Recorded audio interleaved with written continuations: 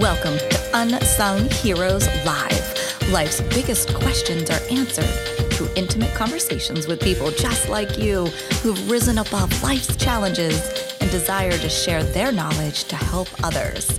I am your host, Christy Knights. Hey, Karen, how are you doing today?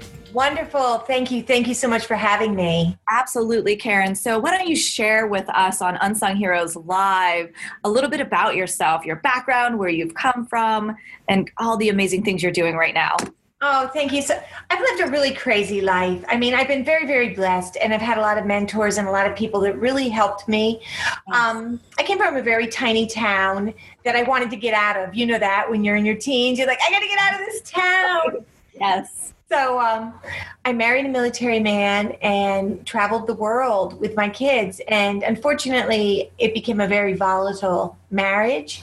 So I got out of the marriage and moved back in with 4 kids and a dog into 3 rooms at my parents' house just till I got on my feet. My parents were amazing, letting me come back. And we ended up getting on our feet. We went to a place called Homemakers. Displaced homemakers anyway. And I got a loan from the government for a house. Okay. And it was 0% interest, and it was $105,000, and you had to pick a house that they approved. Okay. Yes. Believe it or not, I picked a house 1 block from my parents, which was awesome because my father was retired. So if I had to, when I had to work, if I had to be late, my dad could come over real quick and stay with the kids. But from there, it just went nuts. I just kept, every time a door opened, whether I was terrified or not, and I'm going to tell you, Christy, with 4 little kids, I was always terrified. Oh my gosh, yes. I was always terrified. I always would take the chance. And people would be like, what are you doing? You have a stable job now. Why are you taking a chance? Because I just felt like there was more. There was like more inside of me than just doing what I was doing.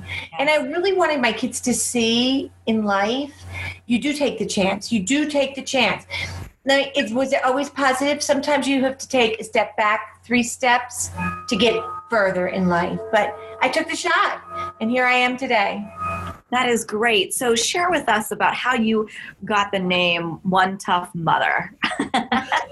Well, awesome. Mother's old New York and New Jersey, but yes. For the biggest part of their lives, off and on, my kids were single. I was a single mother, and people used to come up to me everywhere we went and ask my advice. At the grocery store, everywhere we were. And my kids used to be like, why do people always ask your advice? They ought to know what a tough mother you really were growing up. Yes. Boom. Being a marketing person, I went home and went, okay. Yes. That is great. So share with me what One Tough Mother does. Okay, so in the beginning, One Tough Mother it really was just going to be a hobby, period. I owned an in-house marketing agency for a big company, and my in-house marketing agency was doing extremely well. So I decided to start a Dear Abby column, an advice column. Good old-fashioned motherly advice is what I called it. Yes. So I went online. It was like 6.5 years ago. I went online and started an advice column. And, a couple letters filtered in here and there. I did no advertising for it. Just people would find it somehow by the search words. Pretty soon, one morning I wake up, I'm going to say about 6-8 months into it. And some web guy that does, rates websites said I was Dear Abby on steroids. Nice. Forget it. I mean, it was like letter after letter after letter. Wow. So for the first year we got I must have gotten probably the first 2 years, I'm going to say. I got 1,100, 1,500 letters. Wow. Then I got hacked. I got hacked from a source outside the country. I had I wasn't going to do anything with this. This was going to be a hobby. I had a little website I paid $350 for. I had no security. They hacked it and I lost everything. Wow. And I got so flipped out about it.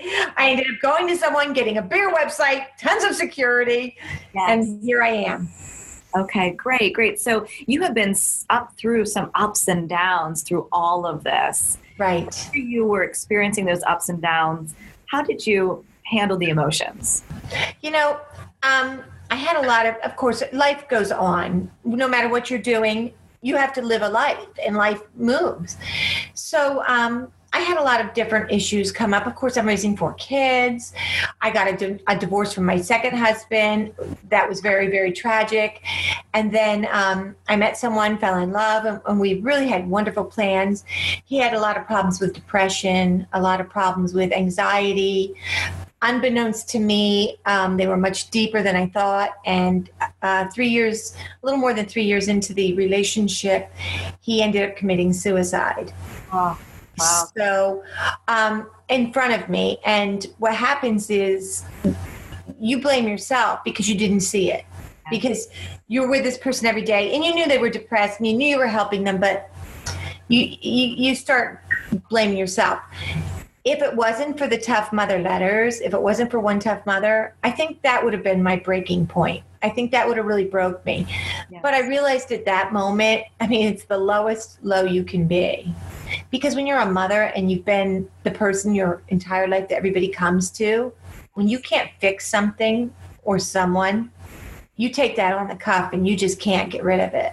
Mm-hmm. So I attributed helping the people on One Tough Mother with saving my life, because I would pour myself into the letters and pour myself into the site so much, and then work 12, 14 hours a day, travel for my job, then come home and or have my laptop, do the letter, that it didn't give me time to get in my head and break apart.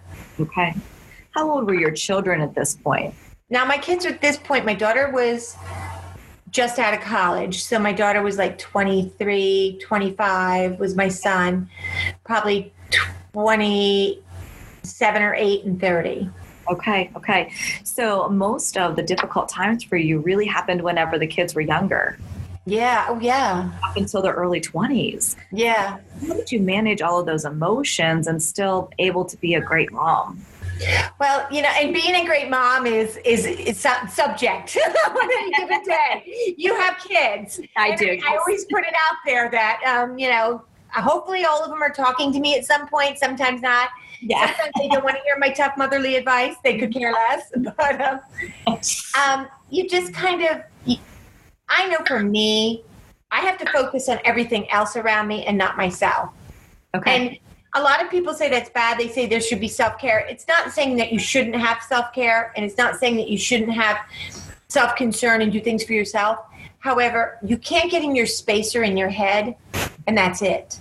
You can't close all the shades and lock all the doors and get under the blanket and stay there, because nothing changes then. Nothing moves on. Mm-hmm. So you have to push yourself. I mean, honestly, you have to push yourself to move forward. Right. So what are some examples of ways that you pushed yourself to make that through that we could offer to our listeners? Well, the number one thing is have a good support system. Yes. If you have to talk about what happened to you 7,000 times until you can get past it, find someone you can talk to, a therapist, a buddy, your mother, a friend, and talk about it 7,000 times. Sometimes you can talk about it once and you're over it. Sometimes you can talk about it multiple times. But find that person. That person's there and they will help you. Mm-hmm. I know that I'm very private. So talking about it wasn't something I wanted to do a lot. Yes. I think what I did was I poured myself into my letters. I poured myself into my work, and I forced myself to get out of my own way, get out of my own head. And that's really, you're your biggest enemy or your biggest critic or your biggest cheerleader. Yes. One of those three. Mm-hmm. And it's easiest person in the world to lie to is yourself. Mm-hmm. I don't want to get up and work out today. I don't feel good. Right. I'll eat that cake today and tomorrow I won't. I don't want to go to work today. My stomach hurts. I don't want to go to the gym. It's too cold. It's too dark. You can convince yourself anything. And if you look back through your life and think of all the things you've convinced yourself you don't want to do, they way outweigh the things that you want to do. Yes. You got to start switching that dialogue. You have to change the dialogue. You have to say, I don't want to do, you know what? No, you're doing it. You got to do it like you do with your kids. You're taking this step. Yes. You're going to try this. Stop being your own critic. Stop being your worst enemy. Get out of your head and be positive with yourself. And I used to think, oh, that's so much malarkey. No, it's not. No. Right. No. Karen, whenever I first met you, what I was attracted to right away was your level of authenticity and your ability just to be so real and so raw. So how do you cultivate that in yourself and then teach others? Well, the honest thing is you have to be honest with yourself, and you must be honest with everybody else. People may not want to hear it. Yeah. And I've taught myself, I am Irish, for God's sake. Yeah. I've taught myself to bite my tongue. I mean, a lot of times now I'll wait for them to ask my opinion, even my kids, because not everybody wants your opinion. Right. And you don't have really the right to impose your opinion on other people. That's your opinion. And quite honestly, it was a few years ago, and I follow a lot of great speakers, but it was a few years ago, I had really thought about this. Your reality and your husband's, Christy, or your kids, or someone you are, is not the same reality. It's in your head what your reality is. So you don't really have the right to impose that on others. Mm-hmm. You need to stay focused on yourself and your authenticity and your honesty. Yes. But remember, not everybody wants to hear it. Right. Let them ask. Yes, absolutely. One thing that I think you do so well is being able to teach people their value, allowing them to know that they matter. And could you share with our audience what things you do to teach people that they truly matter to you? Oh, sure. One would definitely be listening to people. I have my CBS radio podcast. It's called The One Tough Mother Show. And I have amazing guests come on and tell me their real life lessons and their real life stories. And they're raw and they're honest and they're funny. And sometimes we cry a little bit. And I always say to them when they're coming on, whenever they're going to do a segment with me, I always say, look, this is your time to shine. Whether you're a star, and a lot of them are already big stars, or whether you're somebody that's just a regular mother who's done something phenomenal, it's all about you. One tough M-U-T-H-E-R, mother. It's all about you. So take it to the mat. Say whatever you want to say. Be whoever you want to be. This is about you. Mm-hmm. And people really embrace that. They're so happy that they don't have, a lot of times I won't even script it. Like I don't send them script questions. Some people I do, some people request like what exactly you're going to ask, but not always. Sometimes we just riff. We just sit down and start talking. Right. Which I think the most powerful conversations come from that place of vulnerability and transparency that's completely unscripted. Right. One thing I love about Unsung Heroes Live is that it's unscripted. We're here just to share with people our life experiences so they know they are valuable and loved, and to show that story that, people like you, Karen, are truly unsung heroes who do not get the recognition that you deserve. Oh, thank you. Yes. Yeah. Instead, we see it with celebrities. We see it with people who hit their 6 figures or 7 figures. And, it becomes about image. But truly, people, in my opinion, what we highlight here at Unsung Heroes is people who have struggled through the journey and have come out shining. And then full circle it to giving back to others. And you emulate that. So can you share with us some of the struggles that you had over the years, with mental health and how you surmounted that? Okay, well, number one is any kind of depression. I have a very strong soul and strong belief in you can make yourself as depressed or undepressed as you want to be by listening to yourself. Repeatedly speaking negativity to yourself is very damaging. And I've seen it over the years with children. I mean, my whole family's in education. My oldest son is the superintendent of schools. My other son's a cop. My daughter, she has a child. My other son, he's a principal of a high school.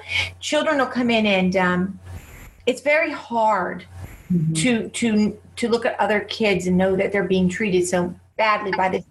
So when you have this negative feeling or negative part of your body or part of your mind that's been ingrained for years, it's difficult to untie that.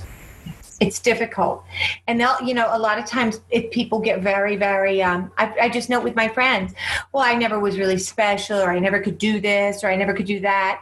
It's that conversation that you have with yourself that's damaging. I truly believe that in my heart. I mean, am I always lollipops and rainbows? Absolutely not. I mean, sometimes I'll say to myself, oh my God, you're so stupid. Why did you do that? I mean, I'm normal, for God's sakes. I'll be like, what the hell's wrong with me? Why did I do that? Oh my God, I should be thinking. Yes. But I let it go after that. I don't beat myself up over it. Yes. Honestly, Christy, I think one of the things that I really, really embrace, and I think it's important for people to remember, you don't have to be the same person today as you were yesterday, or 2 years ago, or 9 years ago. Every level of your life has to be a different you, because everything that you've come, every experience, everything you've done up until that point builds you differently. So you have to remember, you don't have to stay the same person over and over. You shouldn't stay the same person. You should accept that every level of your life is a different person, a different you, and you should let that shine. And a lot of people won't like it, and they'll say, well, you didn't think that before, or that wasn't who you were before. There's no rule that says you have to be the same person day in and day out. That's right. I often say we're always evolving or we're dead. Yes. We need to be evolving all the time and growing. Absolutely. And you know that you're a divorced mother. I mean, your views, things have changed as your children grow. They change tremendously. Yes, absolutely. Absolutely. So talk to us a little bit about your journey to CBS and how that developed. I am so proud of you. That is awesome. Thank you.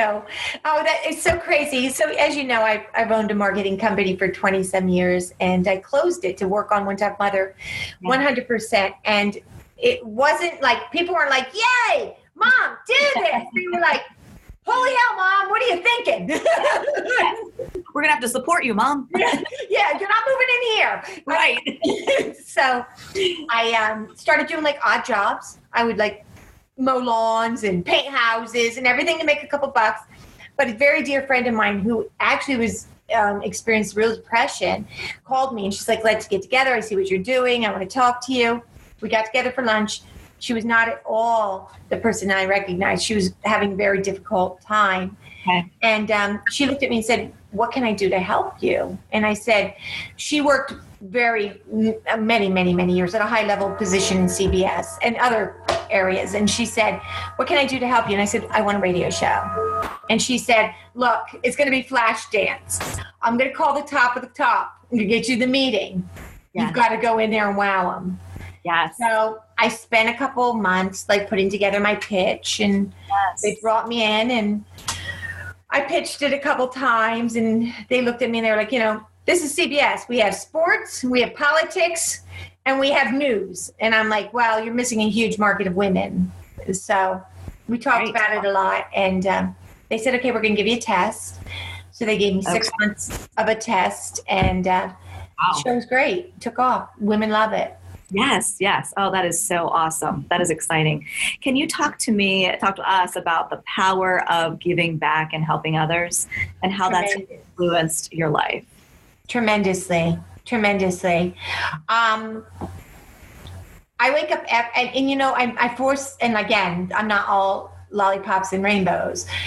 Sometimes, you know, I wake up every morning looking for adventure now. And I've always kind of done that, but to the extreme that I do now, not to this extreme. I do two things that I think really make a difference in my day. I go to bed and I look for blue in my mind. I close my eyes and I look for the ocean and I look for blue. And I get myself into that state of gratitude and love and serenity. And I always say thank you to God, or whoever your God may be. And I say thank you to my father, because my father was a huge believer in everything I ever did. So I always say, Dad, thank you. You know, thank you for supporting me all day and helping me get through my day. Yes. And I say thank you to a few other of my friends who are huge supporters who've gone on in the world. And I think that has made a big difference, because I wake up in the morning thinking, it's going to be one hell of an adventure today. Whether it's a good one or a bad one, I can't tell you. But I always know the day's going to be one hell of an adventure. Mm-hmm. Yes. So as you work to inspire people, what is a piece of advice that you generally give? I always say, get out of your own head. Yes. Always. I say that to my kids. I say that to my friends. I say that to the people on my show. I had Heather the Heat Hardy on my show yesterday. She's a women's world champion boxer and MMA fighter. This is a woman who's a single mother with a child who had to box to make money to feed her children. Wow. And she said the same thing. She said, you don't have time to beat yourself up. She came from a very tough background, and she's like, got to get out of your own head. You got to keep moving up. Now, this woman's in the gym at 6, and she goes home at 8. Wow. So, yeah, she's really tough. I said to her, I'll license her my name if she ever writes a book. But when you meet those kind of people, and I've done, 30, 40 shows, and I've met every one of them, and they're tremendous. They've got a mindset. It's so funny, Christy. The other day, my son called me, and we were talking, and he's a police officer. We're talking about his job is very difficult. He's a police officer in a really bad place. Okay. So we're just talking about his daily job. And he said to me, you know what, Mom? He goes, I tell my friends and I tell the people at my work, there's a fire in you that burns no matter what. And I've seen it my whole life growing up. They said, and when you have adversity, that fire burns hotter. And I thought, oh my God, if I died tomorrow, I would be so happy that my kids know that. Yes. And so honored that they recognize everybody has that fire. Everybody, whether it's just a tiny flame or whether it's a raging inferno. It's your decision. That's your decision. Absolutely. Everybody can do it, and anybody can do it. You just have to do it. Yes. Oftentimes in the depths of depression, many don't know how or where to even start. What would you suggest that has worked? Right. And you know what? Listen to motivational speakers. Listen to you. Listen to me. I do a lot of motivational speaking. I've been invited to a lot of areas to speak. Listen to people. Learn from people. I'm not saying follow every word. It's not the gospel. But if you start playing in your car, at home, when you're doing things, when you're doing the dishes, no matter what you're doing, when you're digging a ditch in your earphones. When I was mowing lawns to make extra cash, I had it in my earbuds, listening to motivational speakers. I actually had the pleasure of working with Les Brown. I went through his institute. I've met him. I have a message on my phone from him. He's so cool. He said, Karen, welcome to my world. I mean, it's the very neatest message. Oh, I love him. Love Les Brown. I love him. And he was so sweet. Left me the most amazing message. But I'm one of his certified speakers. And great. The same thing that he says is the same thing that all of these speakers say. Learn. Every day is a learning experience. Yes. Learn. Turn off the TV, damn it. Turn it off. Yes. Don't immerse yourself in mindless thought, watching a show like a drone. Yes. And learn something.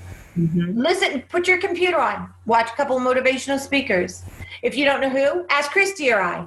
Email me. I'll tell you a ton of them. Right. I have Mel Robbins coming on my show. I mean, so many people. So listen to these people. They've really got a lot to say, and they've been through it. They've lived it.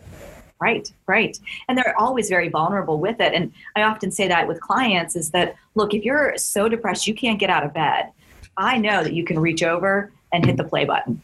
Absolutely. You can just start that and lay there and listen. And that will help you take that first step. Right. Listen. Don't think it. Listen it. Listen. You know, a lot of times you're thinking as they're playing. No, really listen. Yeah. Being in that moment. So, Karen, if you had to write a thank you letter to somebody, who would it be and why? It would be my kids. I would absolutely write to my kids. I was 20 when I had my first child, so I was just a child myself.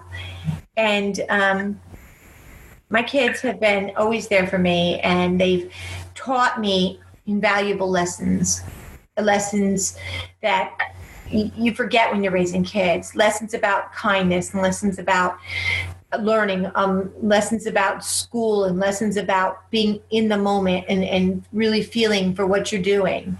And it would absolutely be my children for supporting me. You know, I was the bad kid and they were the good kids. Yes. So, you know, were there times that, you know, that relationship was tense due to perhaps choices? Oh, yeah. Yeah. Every day. I got 4 of them. I always say at some point somebody's probably not speaking to me. Right. Right. As a mom, I know that's one of my biggest challenges is when my kids aren't happy with me or they don't like me. Although we have to, I get here that there's going to be days when they're not going to like me, but I still struggle. Like, oh my gosh, if I discipline or do this or take his phone, he's going to hate me. And I don't want to deal with that. So it's easier just to let it go. Right. Did you ever have moments like that where it was, oh my God, I went to work crying. Absolutely. I would drop him off at school and be crying because we had such a rotten morning. I'd be thinking, and he was the rotten kid. I was just like, I've come to terms with the fact that there is no perfect parent and there's no rule book on how you have to do it. Right. The benefit is when your kid, my oldest son has his doctorate and all my kids are working towards very high degrees. The benefit is being a parent. You have to be their parent. I have no qualms about being their friend. I can't be their friend. I love to do things with them. I love to go shopping. We go to the beach every year as a family. But I always say this, and I've said this their whole lives, and they probably hate hearing it. Family is everything. Everything. Because that is your support. Those are your people. Those are the people that have been with you your whole life and understand you and have seen you through the good and bad. And when you're at your worst and at your best. Mm-hmm. So really cultivate that. And there's a lot of people that don't have that. No. But family doesn't have to be born to us. Family can be positive people you put around you. Yes. Just the other day, a couple of days ago, I was interviewing Dawn Diaz, a friend of ours, and she shared with our audience that her mother was killed whenever she was only 14, and she did not have a father figure in her life. And the people who surrounded her as her family were mothers across the globe that would just shine their love on her and envelop her in self-worth and care. And she became very emotional talking about it because although she didn't have her own biological mother there, she was gone, she had all these other people that weren't related to her that were her moms. So you're absolutely right. It doesn't matter who it is or how you're connected. It's that cherishing that relationship and valuing those people who support and love you the most. Absolutely. And you up your game. The people around you should absolutely, the people around you should absolutely be positive, be a positive role model, do everything that has to do with positivity. Don't stay with people that put you down or people that are not positive with you. You need to get away from that. Right. Yeah, absolutely. So Karen, talk about what you offer and how people can get a hold of you. We did it in the middle. I like to do it in the end too. Sure.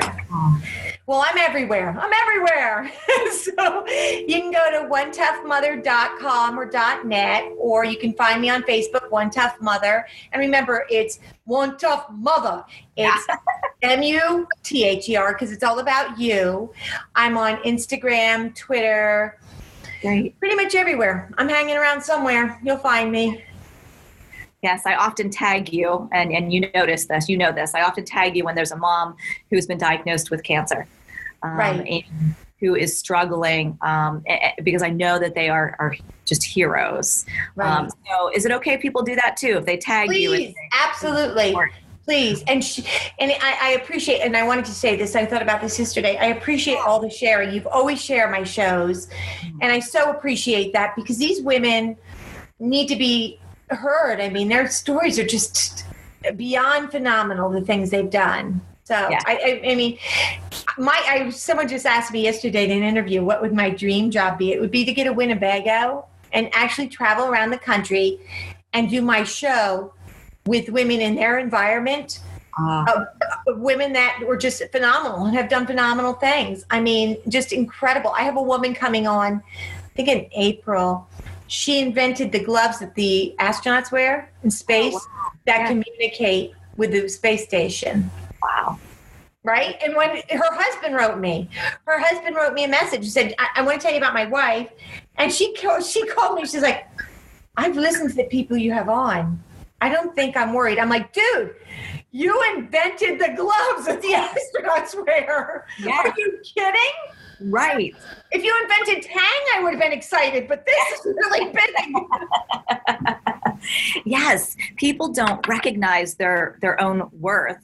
They don't recognize what they give back, which is so much of what we're we're doing. Yesterday, I interviewed a gentleman in London who stood at the edge of a cliff and was ready to jump and fell to his knees, decided to spare his own life, and now he's saving other people's lives through his inner voice, his inner voice nonprofit. And he said to me, he goes, I don't know what I'm doing. And I'm like, are you out of your mind? Like, you are incredible. You are a blessing.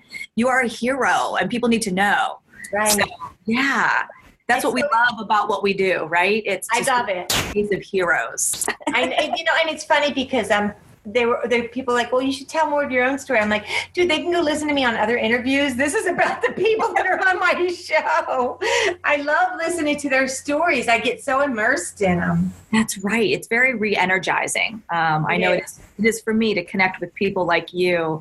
When I leave this podcast, I'm like on cloud 9, and I'm just so grateful to have you in my life and to share you with others. Oh, thank you.